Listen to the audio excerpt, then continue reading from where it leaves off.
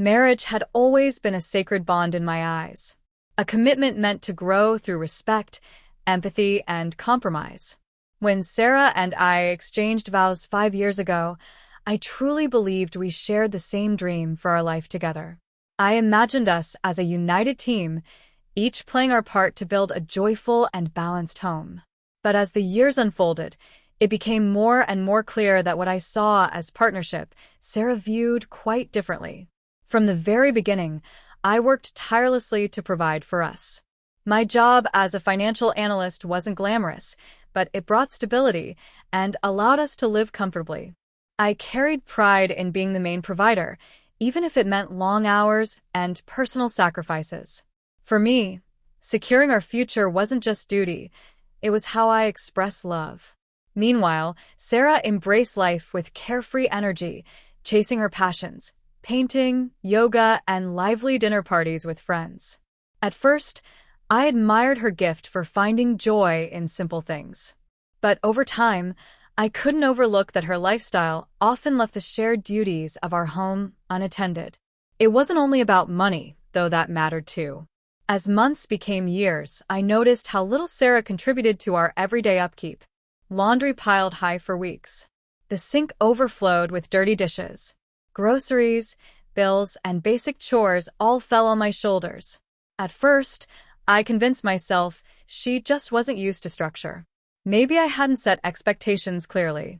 But as time went on, my reasons felt like empty excuses. Quiet resentment grew inside me, sinking deeper with every neglected task and brushed-off responsibility. The breaking point came one draining night.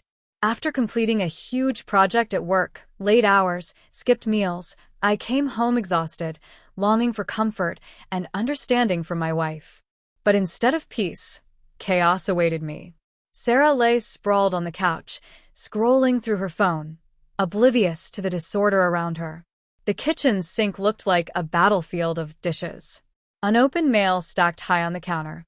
The laundry basket had spilled clothes across the floor. My patience, already worn thin, finally gave way.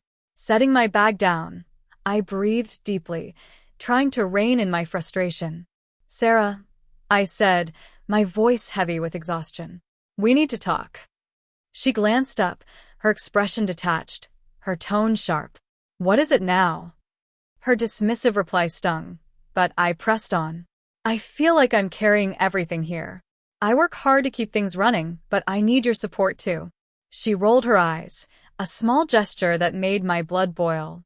"You're acting like I don't do anything," she snapped defensively. "That's not what I'm saying," I replied, though deep down I wasn't sure it wasn't true. "But this isn't about me working and you just enjoying life. We're supposed to be a team. Right now, it feels like I'm carrying all the weight and it's exhausting." Her response was swift and cold. She put her phone down, her gaze hard. "I'm not your property, Mark. You don't own me, and I don't owe you anything just because you work more." Her words hit like a blow. I wasn't asking for ownership or control. I only wanted partnership, a willingness to meet me halfway in this life we promised to share. But the way she spoke, as if my sacrifices meant nothing, felt like a slap.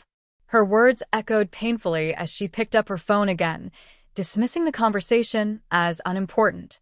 That night, as I lay awake, her voice replayed in my head. Was this truly how she saw me? Not as a partner, but simply the one funding her lifestyle, with no right to expect support? The thought hung heavy, and I began to wonder if our marriage had been built on a false understanding all along. I turned the moment over and over in my mind. For years, I believed my hard work was for us, for the future we were building. But Sarah's words shook that belief deeply. The days that followed were tense. She acted as if nothing had happened, but I couldn't ignore the shift between us.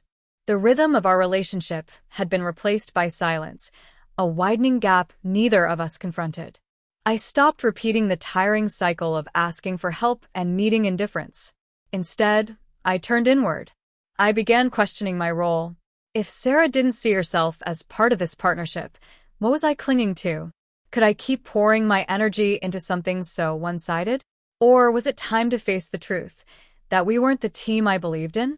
That night, staring at the ceiling in darkness, I made a decision. Something had to change, whether it was me, Sarah, or the marriage itself. And for the first time in a long while, I felt a flicker of clarity cutting through the chaos. In the days that followed, I stopped pretending everything was fine. I cut back on overtime, canceled luxuries Sarah enjoyed, and began focusing on myself. I returned to the gym, revived old hobbies, and put my well-being first. At first, Sarah didn't seem to notice. She carried on as usual, unaware of the quiet changes. But after weeks, she began to feel the difference. Packages stopped arriving. Beauty appointments went unpaid. Even the takeout dinners I used to bring home no longer happened. I had stopped stretching myself thin to fund a lifestyle only she valued.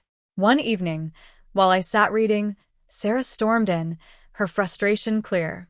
"Why haven't my nail appointments gone through?" she demanded. I calmly set the book aside. "I canceled a card for that," I said evenly. She stared in shock. "Why would you do that?" "Because, Sarah," I answered, meeting her eyes, "if you're not my property, then you're not my responsibility either." Her mouth opened to argue, but no words came. I continued. "You made it clear you don't owe me anything for my work. And you're right. I don't own you, and I don't want to. But I also don't owe you a life of comfort while you contribute nothing in return. This is supposed to be a partnership, or at least it should be." For the first time in months, she truly listened. The defensive shield she always raised seemed to break, replaced by something softer, almost guilt. "Mark, I didn't mean," I raised my hand. "Let's not make this about words, Sarah. Let's talk about actions.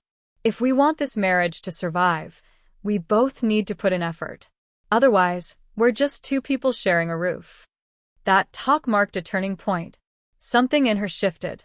It wasn't instant or dramatic, but slowly, she began playing a more active role. Not because I demanded it, but because she finally realized what I needed. It was never about money or chores or keeping score. It was about respect, balance, and the shared vision of a future we could both believe in.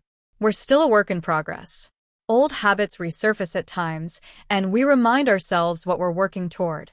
But that night taught me a lesson I'll never forget. Love isn't about possession, and it isn't about entitlement. A relationship thrives only when both partners are willing to give as much as they receive.